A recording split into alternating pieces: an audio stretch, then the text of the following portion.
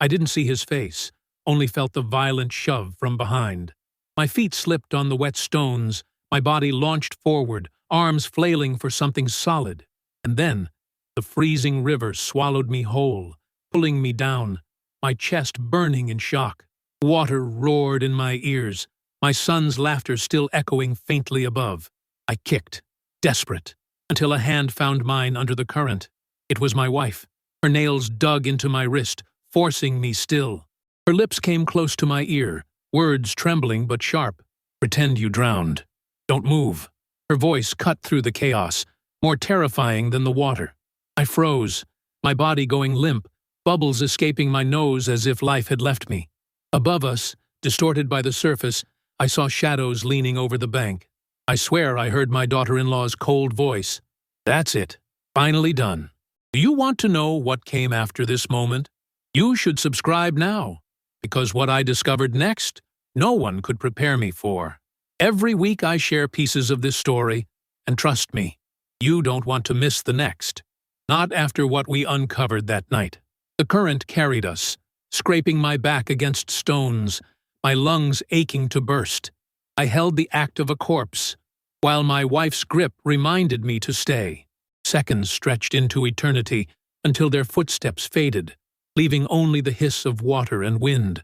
When I dared to breathe, it was shallow, hidden beneath the river's fury. How could he? My own son. The boy I raised with cracked hands and sleepless nights. I remembered him clinging to me as a child, afraid of storms. Now he had thrown me into one, flesh of my flesh, wishing me gone. The betrayal stung more than the icy water. I tried to rise, but my wife pressed me deeper, her eyes wild. "Not yet," she mouthed, her hair plastered to her face, trembling like seaweed. There was something in her gaze, something darker than fear, as if she knew this was coming. The water pushed us downstream, away from where they stood. Branches clawed at my clothes, the stench of mud filling my mouth. My chest heaved, begging for air, but I stayed still, because if I moved too soon, it was over. Minutes later, we crawled onto the far bank, coughing, shaking, alive. I collapsed, gasping, the world spinning around me. But my wife didn't cry, didn't curse, didn't scream. She just sat there, silent, as if this was not a surprise. "Tell me why," I demanded, my voice breaking, water dripping from my lips. She didn't answer. Her eyes followed the river as though searching for something.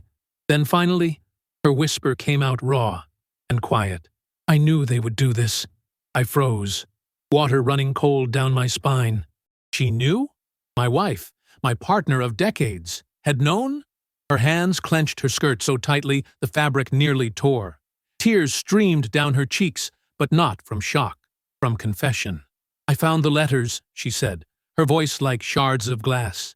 Her eyes refused to meet mine, locked instead on the swirling river. "They've been planning, waiting, talking about inheritance, about us." Each word made the ground tilt beneath me. I wanted to scream, but no sound came. The river still raged beside us, mocking, as if it carried our years of sacrifice away.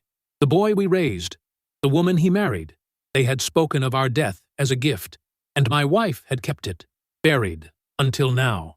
Lightning cracked far away, shaking the night with its warning. In that flash, I saw her face, pale, haunted, carrying something more, something she still hadn't told me, a secret worse than betrayal itself. My heart thudded, my wet clothes sticking to my skin, and I knew whatever she was about to say would change everything. She turned slowly, finally meeting my eyes, and opened her mouth. But before the words left her lips, a branch snapped behind us. The sound froze me, sharper than any blade. We weren't alone. I spun toward the trees, water dripping from my hair, chest still heaving. And in the shadows, someone was watching. The sound of that branch breaking behind us still echoed in my head. But what cut me deeper were her words. I knew. My body was drenched, my bones shaking from the river's bite. Yet all I could feel was fire spreading through my chest. How long had she carried this? How long had she known that our son, the boy we gave everything to, was plotting our end? I wanted to grab her shoulders, to force the truth out of her, but I was too weak, too broken. I lay there on the wet soil, eyes to the sky, and memories came rushing in without mercy. The long nights, the double shifts, my hands covered in oil and blood just to bring food home. I worked in factories, in fields, in construction. Anything that would keep him in school. Anything that would give him a future brighter than mine. My back still carried the weight of those sacrifices. And now, lying by that river, I wondered if every scar had been for nothing. I remembered carrying him on my shoulders when he was small. His laughter so light, it felt like music against the heavy world. He wanted to be an engineer, he said. I promised him he would, even if it killed me.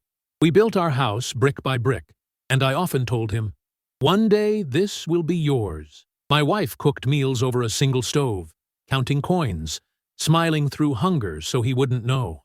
We gave him everything, everything, and in return, he gave us this. It wasn't just betrayal, it was humiliation.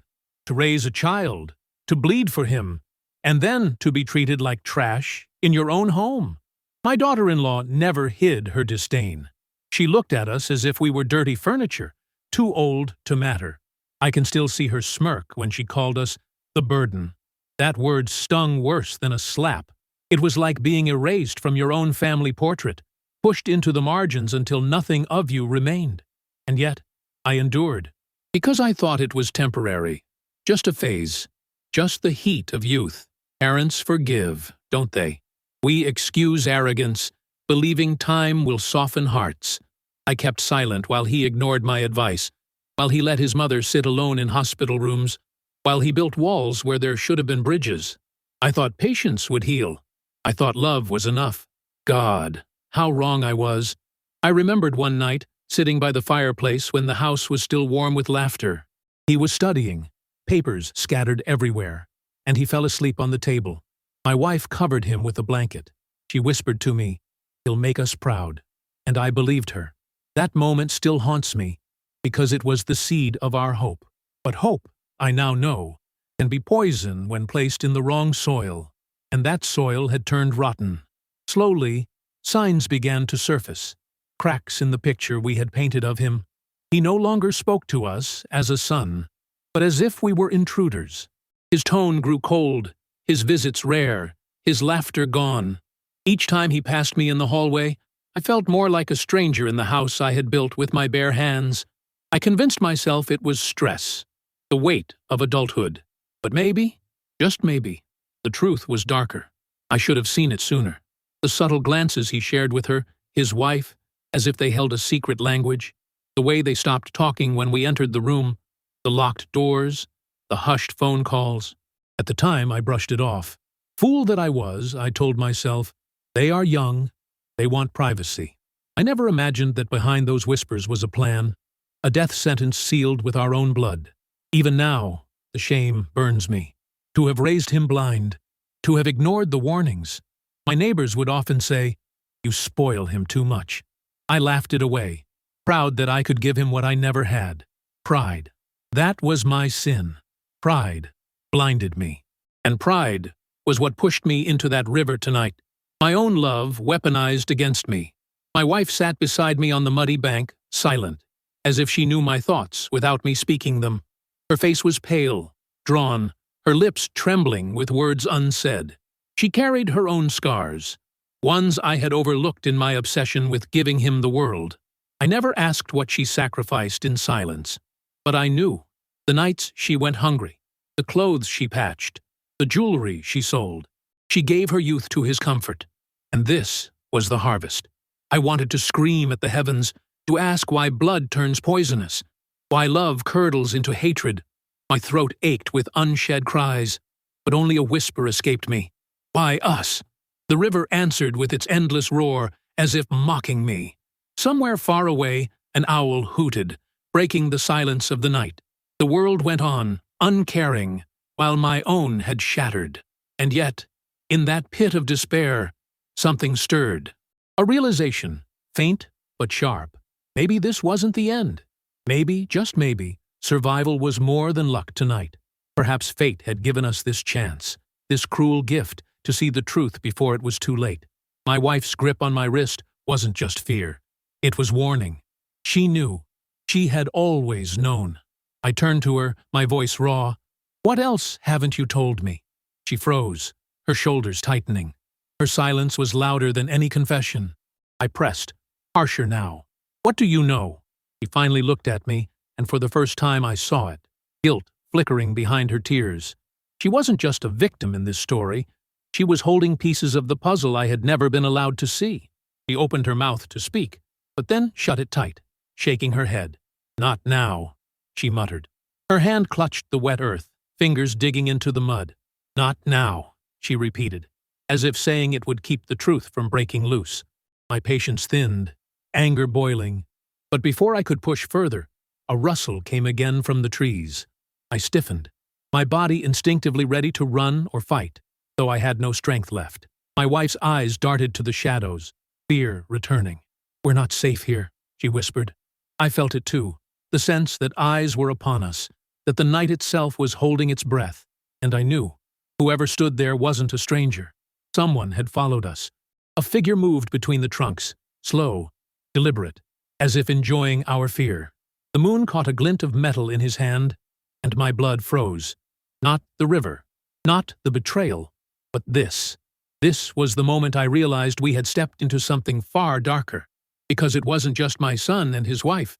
No, there was someone else, someone who wanted us gone just as badly, and they had found us already. The figure melted back into the shadows before I could see his face, but the fear he left behind clung to me like wet clothes. My wife gripped my hand, urging silence, her eyes darting across the trees. Whoever it was, they knew we had survived. That realization burned in my chest. The ambush hadn't ended at the river. It had only just begun. And in that tense stillness, my mind traveled back to when the first cracks began to show, when the signs of betrayal were already carved into our lives. It didn't start with a shove or with forged papers. No, it started with silence. My son stopped calling me father the way he used to. He answered in short words, clipped like broken glass, and often didn't answer at all. My wife once waited 6 hours in a hospital corridor while he sat at home, saying he was too busy. The shame she carried that day was something I'll never forget, the way her shoulders curled inward, as though apologizing for existing. I tried to bridge the gap, offering advice like fathers do, but his face turned blank, his eyes cold. He didn't want my wisdom, didn't want my stories. He wanted me gone, though he never said it out loud.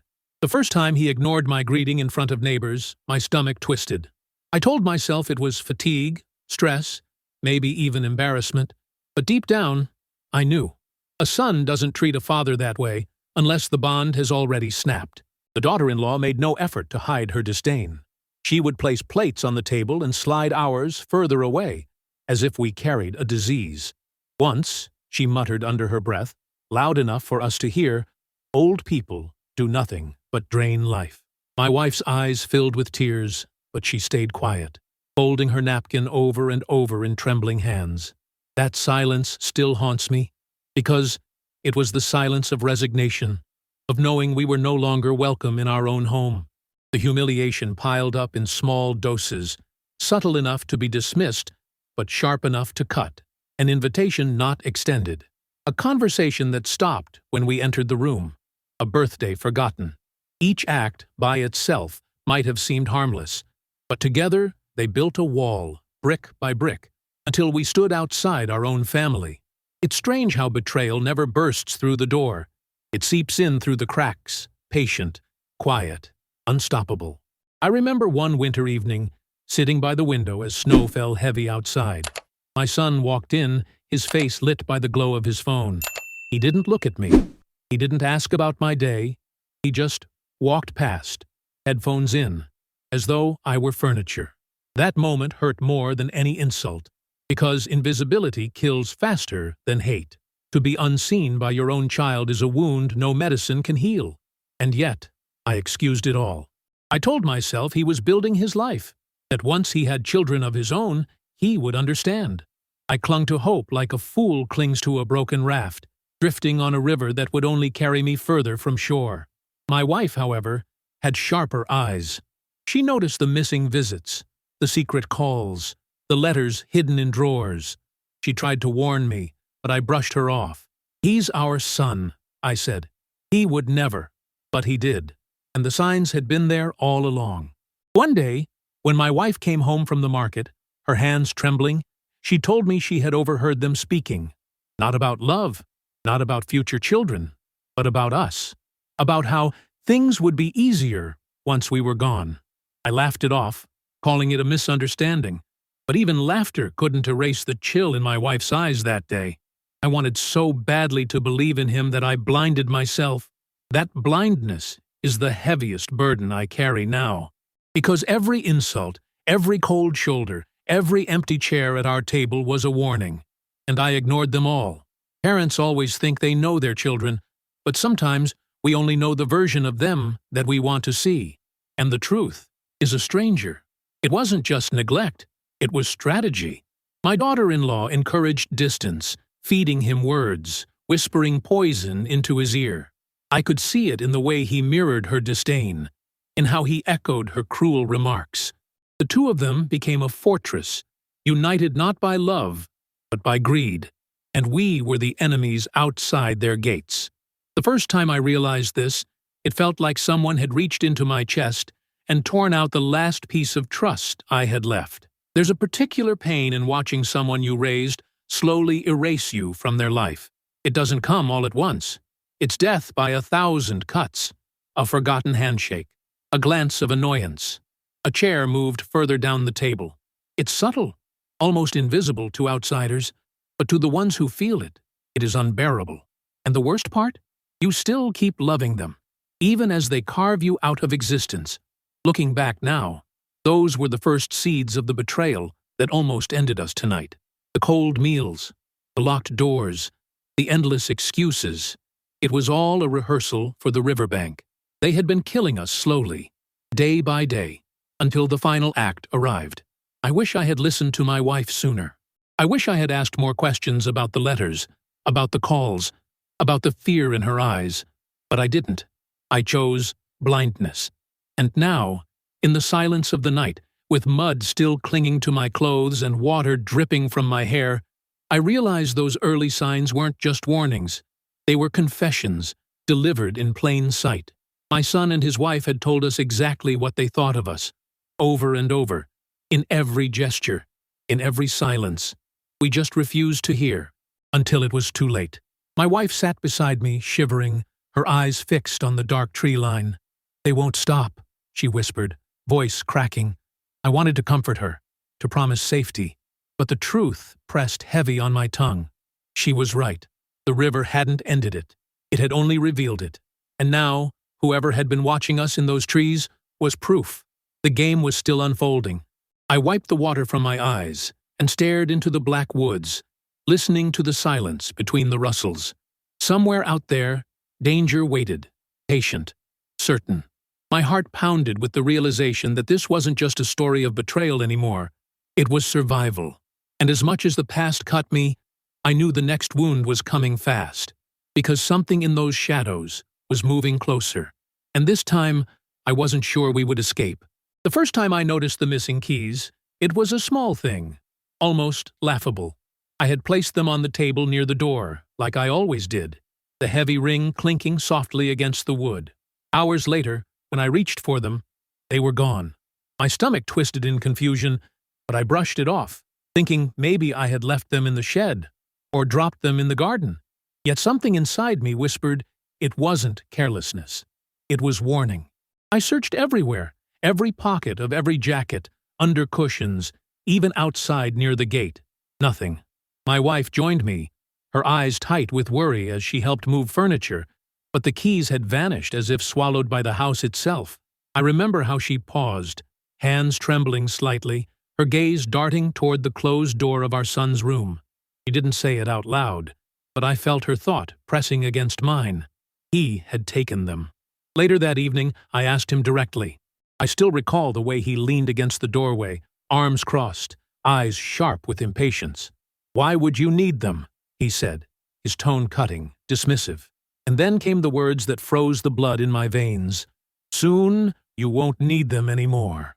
He smirked after saying it, as though it were a joke, but I saw no laughter in his eyes, only something darker. That night, sleep evaded me. I lay awake listening to every creak of the house, every sigh of the wind against the windows. I imagined him walking through rooms that no longer felt safe, imagined doors opening without my consent, imagined being locked out of the very place I had built with my hands. It was the first time I felt like a stranger in my own home, an intruder in the walls that had once held our laughter. I wanted to believe it was nothing more than a cruel remark, but my wife's silence confirmed otherwise. She looked at me across the dinner table, eyes red, lips pressed tight, as though begging me to see the truth. I didn't want to. Admitting it would mean admitting that the son I loved was planning more than words could ever cover. So I kept quiet, shoving food into my mouth, though I couldn't taste a thing. Days later, another detail surfaced. My tools from the shed, hammer, saw, pliers, were missing too. When I confronted him, he shrugged, saying he borrowed them for a project. But no project appeared. No shelves built, no repairs done. Just the slow disappearance of objects that once belonged to me, as if piece by piece my presence was being stripped away. Each loss was small, but together they carried a message. You don't own this anymore. It is strange how betrayal doesn't come with grand gestures at first. It comes with absences, with things that slip from your hands quietly, like water running through your fingers. The keys, the tools, the control over my house, gone. And yet, I kept telling myself it was coincidence, because the alternative was unbearable. To admit otherwise would mean acknowledging that my son was preparing a world where I no longer existed. One evening, I came home to find the locks changed. My own key wouldn't turn. I stood there in the cold, the sound of the wind rattling dry leaves around my feet, my breath clouding in the air. It was my wife who opened the door from inside, her face pale, her hands trembling. She tried to smile, but her lips couldn't form it. That moment was the confirmation I had been avoiding. The house was no longer mine. I asked him again about the keys. This time he didn't bother with excuses. He simply said, "Things are changing, old man. Don't fight it." The way he said "old man" still pierces me. It wasn't affectionate. It wasn't playful. It was sharp, like a blade meant to cut me out of his life. That night, I realized I had lost more than just metal and wood. I had lost authority, dignity, the respect of being a father. And then came the day I found the empty box under his bed. It had once held our family papers, titles, deeds, insurance, everything that secured our future. Empty now, except for a folded note that read, "We'll handle it from here." I sat on the edge of his bed, my hands shaking, my vision blurring, as my wife wept in the hallway. That note was more than arrogance. It was a declaration of war. Have you ever felt the floor beneath you vanish, as if the ground you stand on refuses to hold your weight? That's how I felt holding that note, realizing that my own son had crossed a line that could never be undone. It wasn't just distance anymore. It wasn't just neglect. It was theft. A theft of identity, of security, of the very life I had built for us. He was no longer taking space from us. He was taking our future. That night, my wife admitted she had known pieces of it all along. She had seen him slip into our room, had watched her jewelry box grow lighter, had noticed papers missing from drawers. She had stayed silent, afraid of breaking me, afraid of what the truth would do to my heart. Her tears fell heavy as she confessed, and though anger burned in me, I couldn't bring myself to blame her. We were both victims, drowning in the same tide of betrayal. Still, one image refuses to leave me. The look on his face when he said, "You won't need those keys anymore." It wasn't just cruelty. It was certainty. Certainty that our days in that house, in that family, were numbered. And the worst part? He was right. Because within weeks, the riverbank awaited us. The final stage of a plan that began with a missing key. I tell you this now because betrayal never arrives fully formed. It grows slowly, feeding on silence, on trust, on the love we refuse to question. And when it finally reveals itself, it is already too late. The The keys were the first sign. The river was the last. But between them was a path of quiet theft, each step dragging us closer to the edge. And just when I thought I had uncovered every piece of this plan, my wife's voice cut through the night, trembling but firm. "There's something else you need to know," she whispered, clutching my arm as if it were her last anchor. Her eyes glistened, not with fear this time, but with a secret she could no longer hold. I braced myself, heart racing, because I knew whatever she was about to reveal would strike harder than the missing keys, harder than the stolen papers. It would be the truth I had been too afraid to face. The confession came with shaking lips, like words forced through a storm. My wife told me she had found documents, our inheritance papers, altered, signatures forged in our names. At first, I refused to believe it. My son's handwriting mimicking mine? Her delicate script copied without shame? It sounded impossible, but she swore on her soul she had seen them. That was the night the fear inside me turned into certainty. This was no misunderstanding. It was a plot. I demanded to see them. She led me to the wardrobe, behind old clothes we hadn't touched in years. There, folded between blankets, were the papers. My name, wrongly shaped. My wife's name, traced, shaky. The ink still fresh. My legs went weak, my hands trembling as I held proof that my blood had conspired against me. My throat closed, choking on air, while my wife cried silently beside me. That betrayal was no longer invisible. It had a face, a date, a purpose. How long had they planned this? Every late-night whisper behind closed doors, every phone call that stopped when we walked in, every secret glance, they all aligned into one clear picture. They weren't waiting for our natural end. They were writing it for us. We weren't family anymore. We were obstacles to be erased. That thought ripped through me like lightning, illuminating every shadow of doubt I had ignored. And yet, I still clung to the hope that maybe he was being misled, that maybe my daughter-in-law was the true mastermind, poisoning him against us. I told myself, a son cannot do this alone. But then I remembered his smirk when he said I wouldn't need my keys anymore. No, he wasn't a victim. He was leading the game. My boy, the boy I once carried on my shoulders, was the one sharpening the knife. The days that followed felt heavier than the years I had already lived. Each time he walked past me, I studied his eyes, searching for guilt, for hesitation. I found none, only coldness, a void where love should have lived. And my daughter-in-law? Her cruelty grew bolder. She'd mutter insults over dinner, her fork scratching loudly against the plate, her gaze daring me to respond. "Old people should step aside," she said one night. I bit my tongue until it bled. It was my wife who cracked first. She cornered him in the kitchen, hands trembling but firm, demanding to know what he was planning. I overheard the conversation from the hallway. His answer wasn't a denial. It was worse. "You've had your time," he said. "Now it's ours." He didn't even bother lowering his voice. And then came the final blow. "You'll thank us when you're gone." My wife stumbled out, her face pale, her body shaking as though death itself had touched her. I wanted to confront him, to shout, to strike, to demand why. But fear held me back. Fear of what he might do if cornered. Fear of losing everything in one reckless moment. So I swallowed my rage, carried it like fire in my chest, and pretended not to know. Pretended to eat their food, to share their table, even as poison brewed beneath it. That pretense ate at me worse than hunger ever could. Have you ever lived in your own house like a prisoner? That was us. We tiptoed through rooms, careful not to anger them. We whispered at night, locking our door even though the locks had already betrayed us. Every creak of the floorboard, every slam of a cabinet made me flinch, wondering if tonight was the night they would act. It was a waiting game, and I could feel time tightening around our throats. The documents weren't just paper. They were a death sentence signed in advance. If we disappeared, no one would question it. The signatures were there, the inheritance ready. All they needed was the right moment, the final push. That realization turned my stomach cold. I knew then that this wasn't just betrayal, it was execution, and my son had chosen to be the executioner.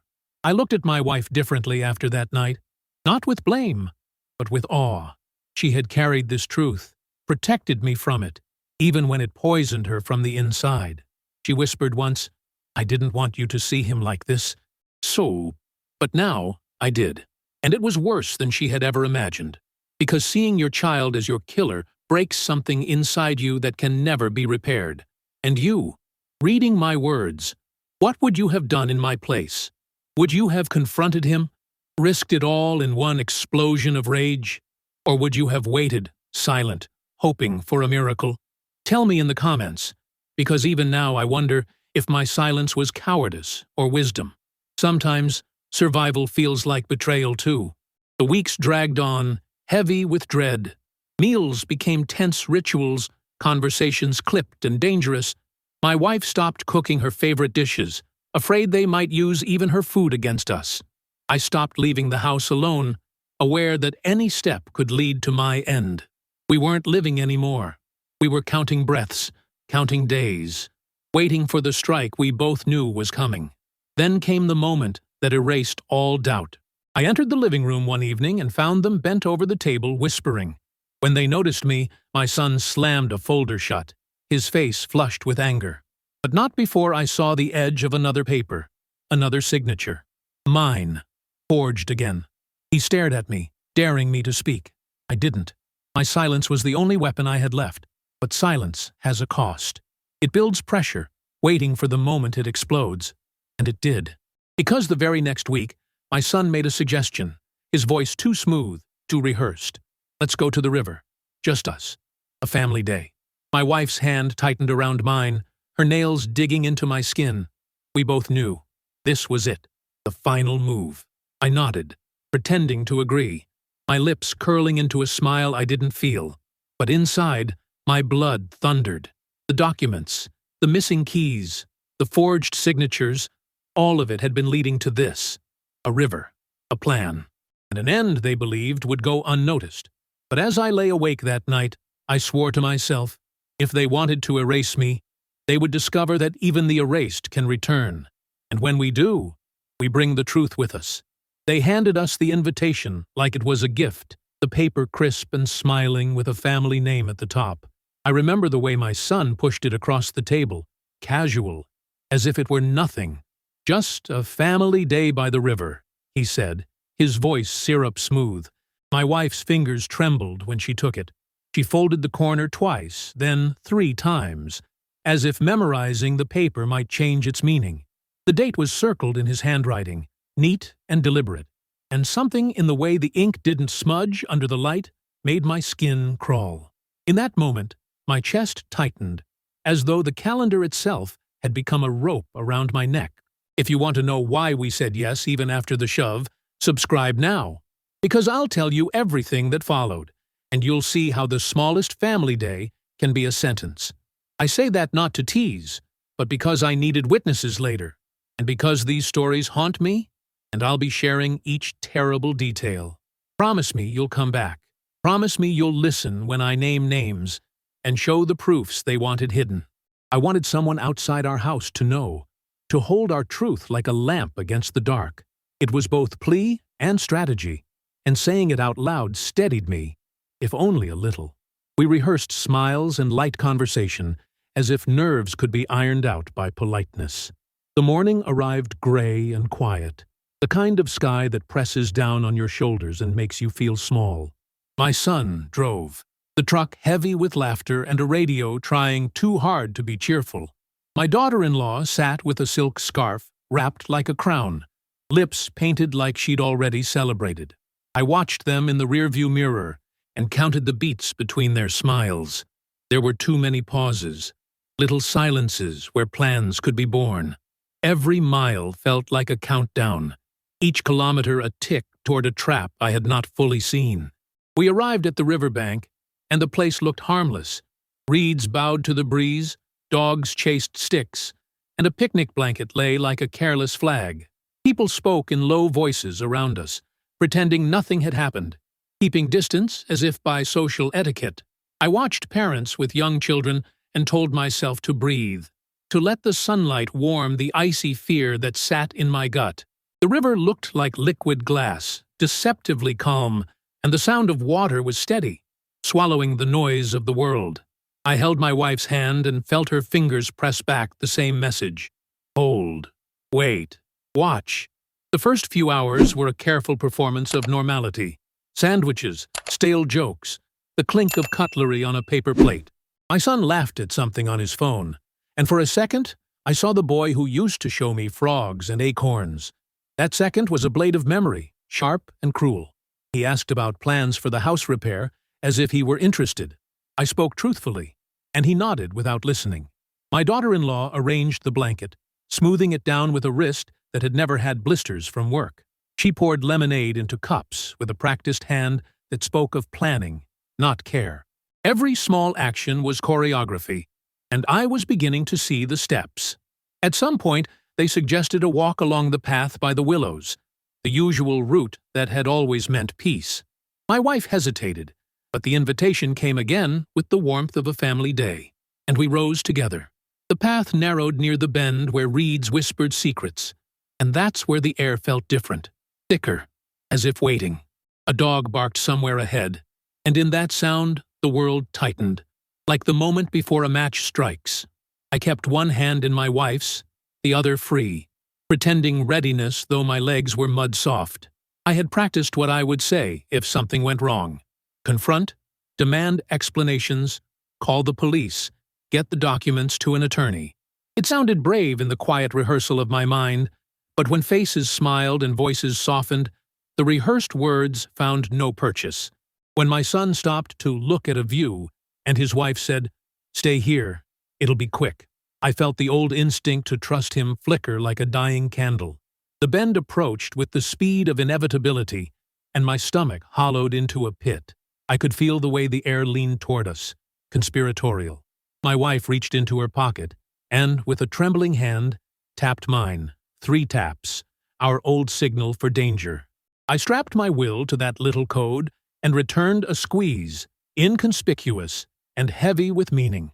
She had planned for this. She had known we might need a sign, and she had practiced it with me in whispers at midnight. That small, private language saved us from an impulse that might have unraveled everything. It steadied me under the weight of pretense. We moved as if nothing was wrong, but inside we were knives, ready to cut if we had to. Mid-walk, a boy no older than 12 darted by, scattering a flock of birds, and for a breath the world felt innocent. Then he reappeared at the bend, pretending to tie a shoe, glancing our way with eyes too old for his face. My wife watched him, her jaw tightening. She mouthed a warning I didn't need to hear. "He's the lookout." My heart slammed like a bad drum. I realized the river plan had people to watch us, to ensure the script went according to the cruel schedule. We sat again where reeds kissed the water. The sound was constant and soothing, but my bones vibrated with tension. My son suggested we play a little game. Remember when we used to dare each other? And we obliged. Our laughter threadbare. The laughter changed nothing. It was a costume over a wound.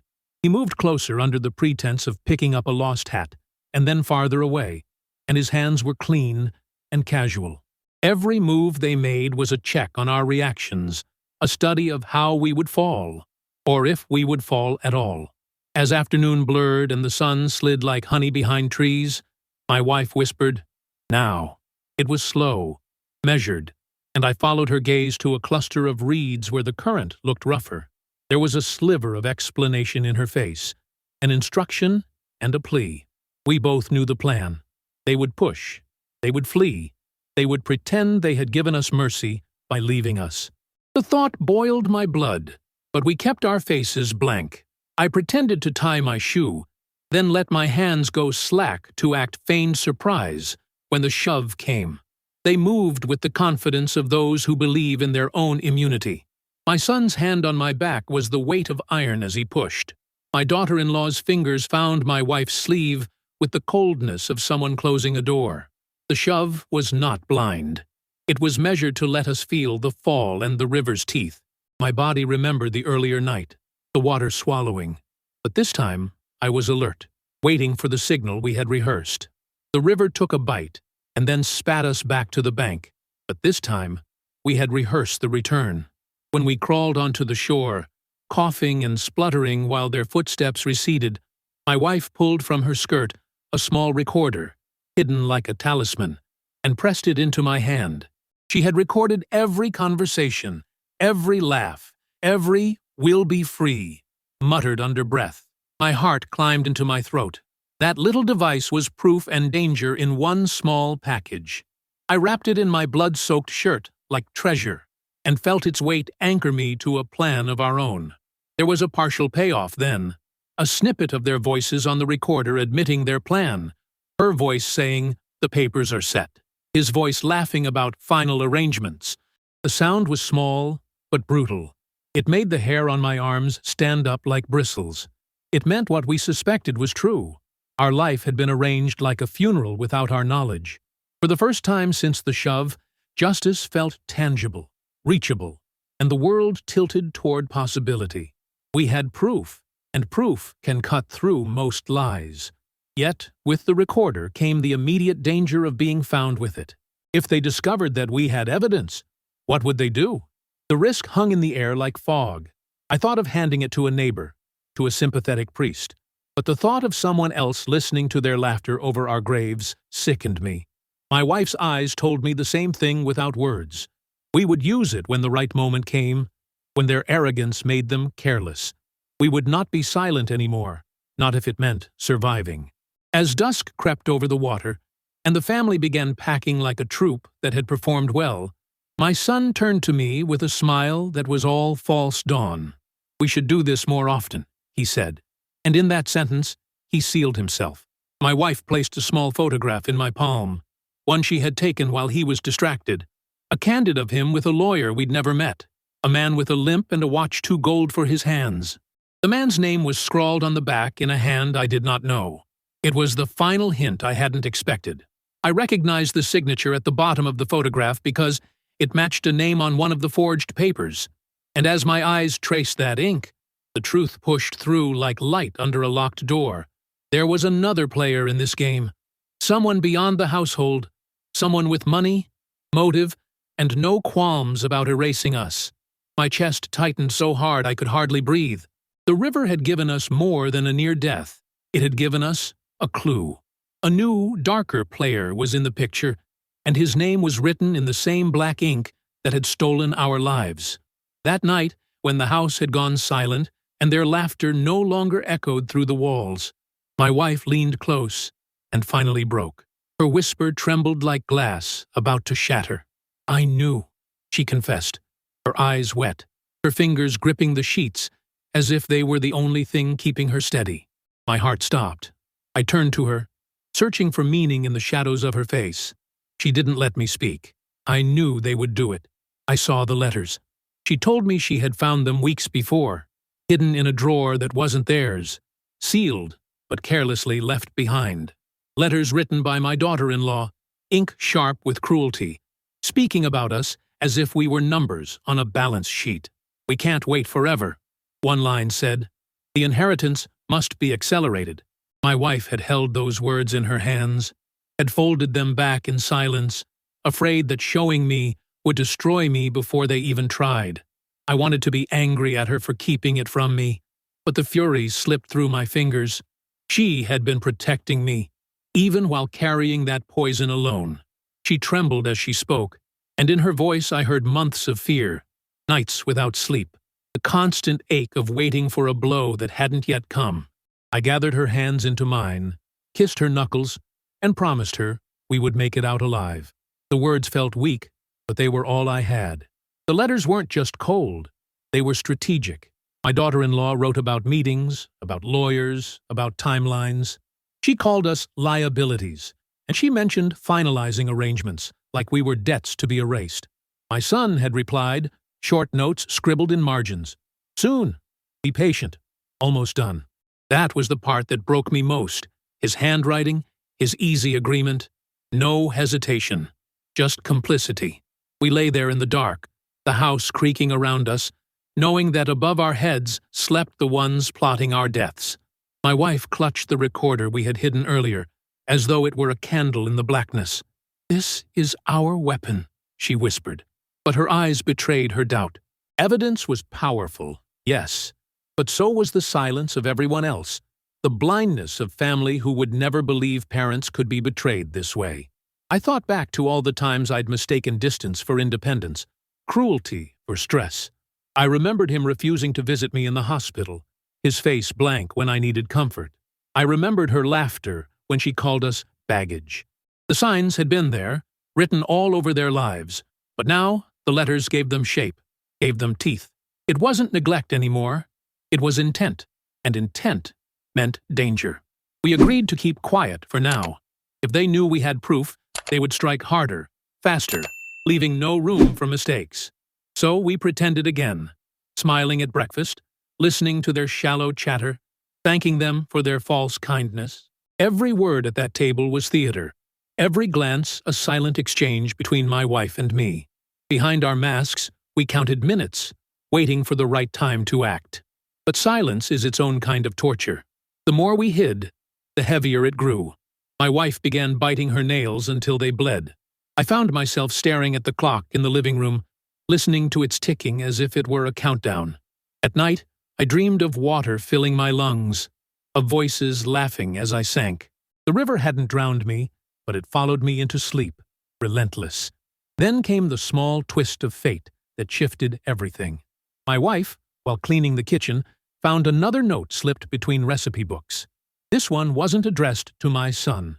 It was addressed to someone else, a man's name we didn't recognize, the same name I had seen scribbled behind the photograph by the river. A lawyer, an accomplice, a buyer. Whoever he wasn't just watching. He was involved. The note was short, but clear. Once they're gone, we'll move quickly. The property is ready. My stomach dropped. It wasn't just about inheritance anymore. It was about property, land, money flowing faster than blood. There were hands beyond our family waiting to profit from our deaths. We weren't only betrayed, we were being sold. I pressed the note into my pocket, my wife's eyes following every movement. She nodded, understanding without words that this changed the game. It wasn't just the two of them anymore. It was bigger, wider, a net we hadn't seen closing around us. Fear grew sharper, but so did determination. Proof was no longer enough. We needed to expose them, publicly, where silence couldn't smother the truth. The air in the house grew tense, as though walls had ears. I caught my son watching me longer than usual, suspicion flickering in his gaze. My daughter-in-law's smile lingered too long, her questions sharper, testing me for cracks. Did they know we were aware? Did they sense the recorder hidden under floorboards, the notes tucked in secret pockets? Or were we simply unraveling under our own fear? That night, as we lay in bed, my wife turned to me with a look that burned deeper than the river ever had. "We can't wait anymore," she whispered. "They'll finish it before we do." Her words carved through me, heavy with urgency. She was right. Time was their ally, and silence was their shield. If we hesitated, we would drown. Not in water this time, but in the lies they had carefully prepared. I nodded, feeling the recorder in my hand, the note heavy in my pocket. The truth was a weapon, but weapons are useless unless you choose the moment to strike. We didn't know when or how, but the decision was made. We would not die quiet. And yet, even as courage filled me, a shadow crossed my wife's face. She touched my cheek and whispered a final confession. "There's one thing I haven't told you yet." Her voice cracked, her eyes glistening with a secret that made her tremble. She clutched the blanket tighter, as though holding back a storm inside her. And in that instant, I understood. What she was about to reveal was not about letters or papers, or even the lawyer. It was something deeper, something personal, something that could break me even more than my son's betrayal had. My breath caught, and the night around us went silent, waiting. Her words lingered in the dark, heavy and unfinished, until I could hardly breathe. "There's one thing I haven't told you yet," she had whispered, and every second that followed stretched like a rope tightening around my chest. I begged her to continue, but she shook her head, tears streaking her face. "Not now," she said, voice breaking. "You're not ready." Not ready? After betrayal? After near drowning? After proof in my hands? What else could possibly remain? The morning came with silence. My son and his wife moved through the house like actors on a stage, laughing too loudly, setting plates on the table with exaggerated cheer. It was their mask, polished and cruel. But I saw it now, clear as glass. Behind their smiles was calculation. Behind their gestures was contempt. My wife and I sat across from them, chewing food that tasted of ashes. Our own masks stretched thin but necessary. It was in those small exchanges that the truth cut deepest. My son asked about the garden as if he cared, though he hadn't stepped into it in years. My daughter-in-law complimented my wife's dress, her voice dripping with sugar, her eyes sharp with poison. Every word they spoke was a lie, every look a knife. And I realized then, the mask wasn't only for us, it was for everyone outside. Neighbors, family, friends. They wanted the world to see us loved, so that no one would question when we were gone. Later that day, I entered the study and caught my son off guard. He didn't hear me at first, his back turned, phone pressed to his ear. His words were sharp, stripped of the softness he showed others. Yes, soon. No delays this time. They're too weak to fight. My blood ran cold. He wasn't even trying to hide it anymore. He ended the call quickly when he noticed me, his mask snapping back on with a smile that didn't touch his eyes. Just work, he said. But I had heard enough. My wife joined me in the kitchen afterward, her hands trembling as she poured tea. You see it now, she whispered. He isn't blind. He isn't misled. He is the one leading. Her voice cracked, and I could feel her breaking piece by piece. It was no longer possible to pretend. He was not a victim of her manipulation. He was the architect, and she was simply his echo. The boy we raised had been gone far longer than we realized. The mask slipped further when we tested them with small questions. I asked about the family deeds, casually, watching his reaction. His jaw tightened. She cut in quickly, too quickly, saying, "Oh, we'll handle all that for you one day." My wife asked about the missing jewelry, and my daughter-in-law's smirk was all the answer we needed. They thought us weak, too broken to fight back. And that arrogance was their biggest mistake. It struck me then. What betrayal really feels like. It isn't fire, or thunder, or even rage. It's ice, cold, settling into your bones, freezing every memory of love until it feels foreign. I looked at my son and could no longer see the child who once clung to my neck in storms. I saw a stranger, a man who wanted my blood, my house, my name, a man who would bury me without shame. And yet, I still hoped for one sign of doubt, one flicker of hesitation in his eyes, but it never came. Instead, he leaned back in his chair at dinner that night, smiling smugly as he said, "You know, things would be simpler if you two traveled more. You should get away for a while." His wife laughed softly, a sound that slithered across the table. It wasn't a suggestion. It was a warning dressed as kindness. We left the table in silence, but my wife broke the moment we entered our room. "I can't pretend anymore," she sobbed, covering her mouth with her hands. "He doesn't love us. He never will." Her body shook as though the truth itself had weight enough to crush her. I held her, though my own chest felt hollow, because what else could I do?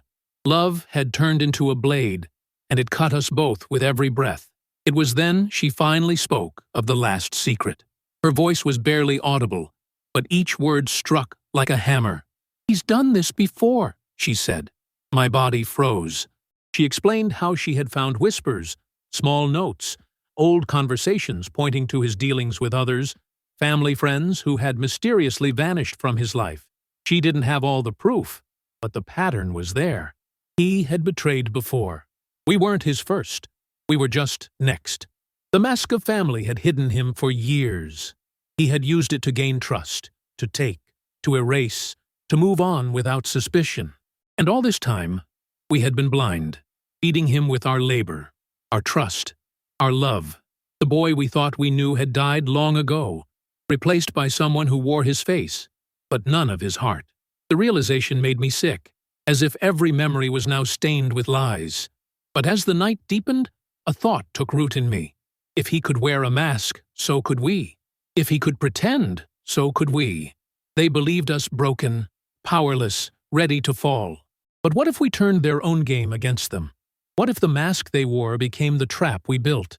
My wife looked at me then, her tears drying, her eyes steeling. She understood without words. For the first time, we weren't just victims, we were planning. The next day, we smiled brighter, laughed louder, played our roles with renewed strength. My son looked satisfied, thinking his play was working, while my daughter-in-law strutted with smug triumph. They didn't notice the difference. They couldn't. They were blinded by their own certainty. Behind our smiles, behind our silence, we were gathering weapons, not of steel, but of truth, of evidence, of timing. And then came the slip. A mistake so small, so careless, it revealed more than weeks of masks ever could. My son left an envelope on the kitchen counter, half open, carelessly forgotten. My wife picked it up before he could return. Inside was a letter with instructions, signed by the same lawyer's name we had seen before. But this time, it wasn't about us alone. It mentioned a date, a meeting, and a sum of money already transferred.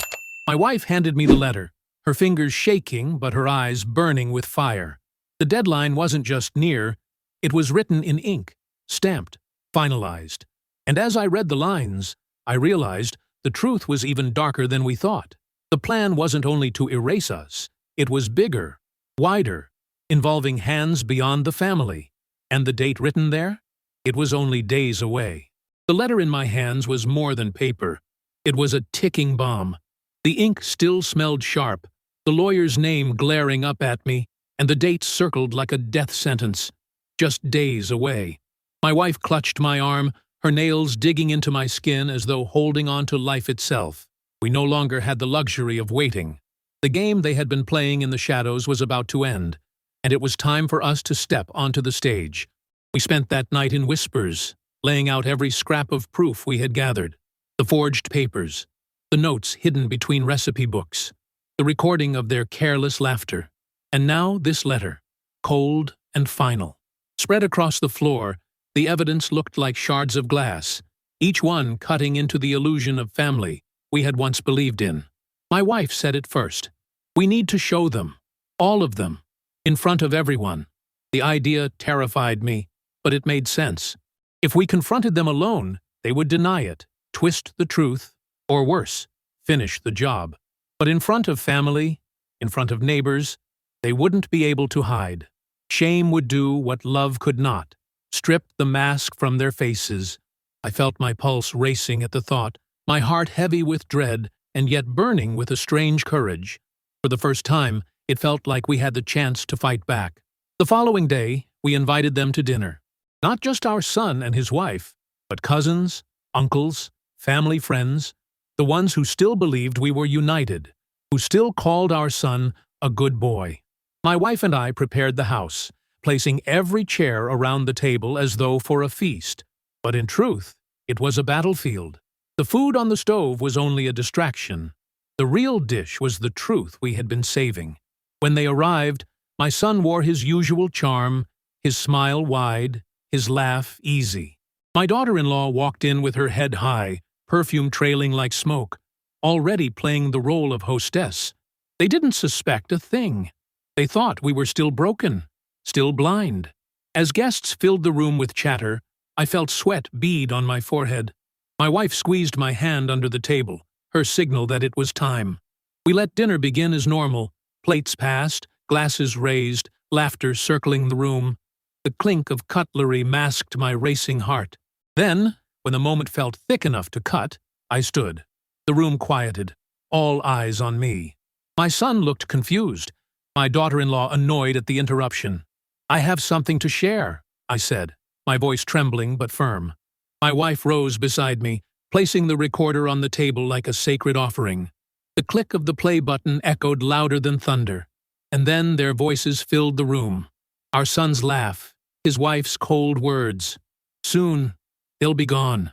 The inheritance is ready. Be patient." Gasps erupted around the table. Chairs scraped against the floor. Eyes darted in shock. My son's face drained of color. My daughter-in-law's hands twitched as though to snatch the recorder, but it was too late. The truth was no longer ours to carry alone. I pulled the forged documents next, laying them flat on the table for everyone to see. Names, signatures, all wrong, but damning. The letter followed, the lawyer's instructions black as night on white paper. The room grew heavier with every page. Whispers turned to outrage, relatives shaking their heads, voices rising in disbelief. My son stammered, reaching for words, but none came. His mask had finally cracked. "Is this your handwriting?" I demanded, shoving the paper toward him. His silence was answer enough. My daughter-in-law tried to speak, her voice shrill, but the room swallowed her excuses. She had been exposed, her arrogance turned into ashes before witnesses. My wife's tears fell freely now, but they were not tears of defeat. They were tears of release, of truth finally dragged into the light. For a long moment, no one moved. Then my brother stood, his voice sharp with anger. "How could you? To your own parents?" The others joined, a chorus of disbelief and condemnation. My son sat frozen, the weight of every eye pressing down on him. His wife clenched her fists, glaring at me with pure hatred, as though even in that moment she wished me gone. But her power was broken. The walls she had built with lies had crumbled in seconds. My hands shook as I leaned across the table. "You wanted us erased. You wanted our lives, our home, our blood turned into your comfort. But here we are, alive, stronger than you ever thought." My son finally looked at me, his eyes dark, his face twisted in something between rage and shame. For a heartbeat, I thought he would strike me right there, in front of everyone, but he didn't. He only lowered his gaze, defeated. The room buzzed with chaos. Voices rising, accusations flying, family bonds snapping in real time.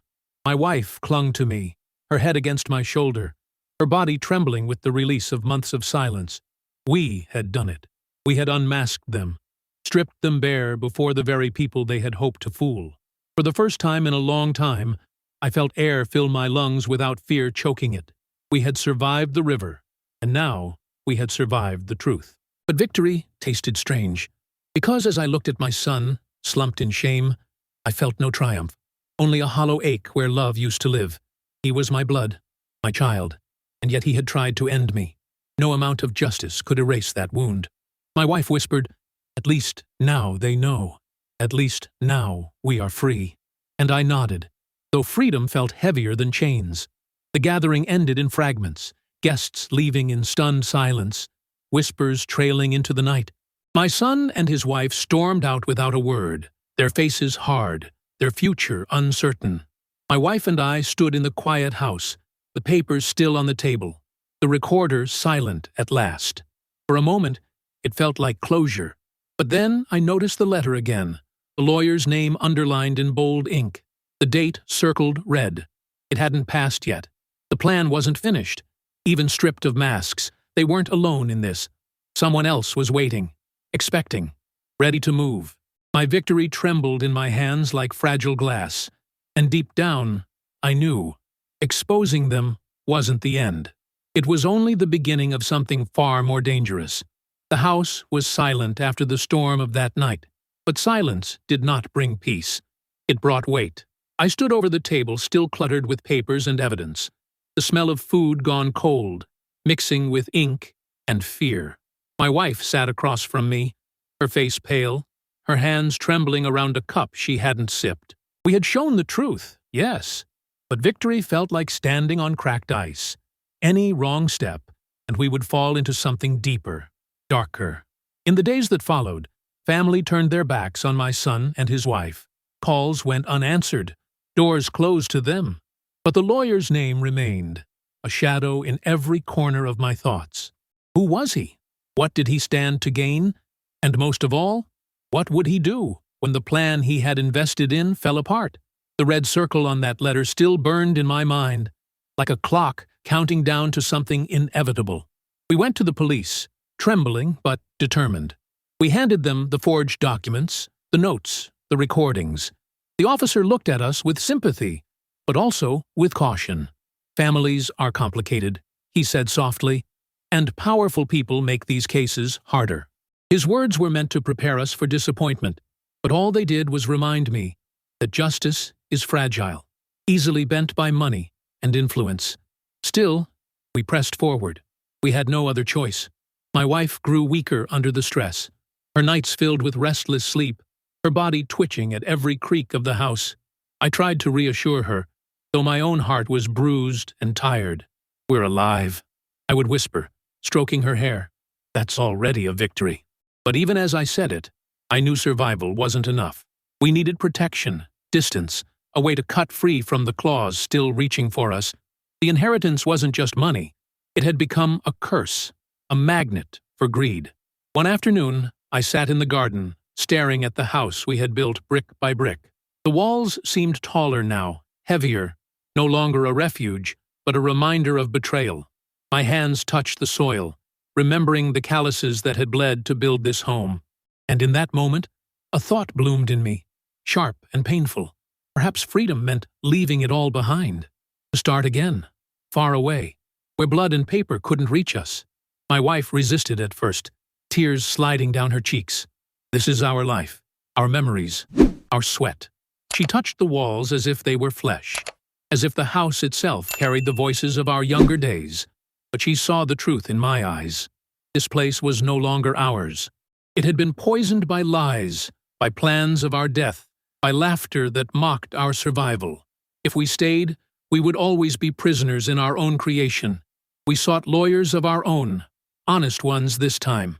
With trembling hands, we secured our inheritance, locked it down with legal fire that could not be forged or stolen. It cost us money, time, energy we barely had, but it bought us one thing that had been taken: safety. Watching the stamp fall onto the papers, I felt something inside me unclench for the first time in months. My wife cried quietly, relief and sorrow mingling in her tears. And then, with the document safe, we made the choice. We left. We packed our lives into boxes, chose a smaller home in a town where no one knew our names, and walked away from the house that had been our pride. It felt like burying a loved one. Painful, final, but necessary. The day we locked the door for the last time, I touched the frame and whispered goodbye, not just to bricks and wood, but to the illusion of family we had once believed in. Life became quieter in that new place. Mornings brought birdsong instead of tension. Evenings brought peace instead of whispers. My wife began to smile again, though it was fragile, a smile patched together from survival. I planted a small garden, nothing like the one I had left behind, but each sprout felt like proof that we could still grow, even in broken soil. Slowly, breath by breath, we learned to live again. But peace never fully erases scars. Sometimes, at night, I wake in cold sweat, hearing the splash of the river, feeling the shove of hands I once trusted. Sometimes, I dream of my son's face, his smile when he was a boy, his smirk when he betrayed me. The two blur together until I don't know which is real, and each time I whisper to myself, blood is not always love. It is a lesson I wish I never had to learn. Neighbors in our new town ask why we moved, why we left such a big house behind. We give simple answers: to be closer to peace, to start over. They smile and nod, never knowing the weight behind our words. Sometimes I wonder if they would believe the truth, even if we told them, that a son could try to erase his own parents. That family could turn to predators. It sounds like madness, but we lived it. And you? What would you have done in my place? Would you have fought harder, screamed louder, trusted longer? Or would you, like me, have chosen silence and survival, leaving behind the blood that betrayed you? Tell me in the comments, because I need to know if my choices were cowardice or strength. Maybe I'll never be sure. Maybe there is no answer. Today, our inheritance is sealed, protected by law, unreachable by those who tried to steal it. We live modestly, but freely. And though the wounds remain, there is a strange power in survival. We were meant to be erased, but we endured. We carried our truth into the light. And though it cost us everything we built, it gave us the one thing that cannot be bought: a second chance. I have learned that love is not guaranteed by blood, and loyalty is not carved by birth. I have learned that masks can hide even the faces we once kissed goodnight. And I have learned that sometimes, starting over is the only way to keep living. My wife and I walk hand in hand now, fragile but together, and that is enough. Enough to breathe. enough to hope. Still, sometimes I wonder what became of them. My son and his wife. Where they went. What they plotted after the world turned against them. The lawyer's name still lingers like a shadow I can't quite erase. And as I write this, one thought chills me more than the river ever did. What if their story isn't over? What if they are still waiting, somewhere, planning their return? What would you have done differently? Tell me in the comments. And like this video, subscribe, because the next story I have to tell is even more unbelievable than this one.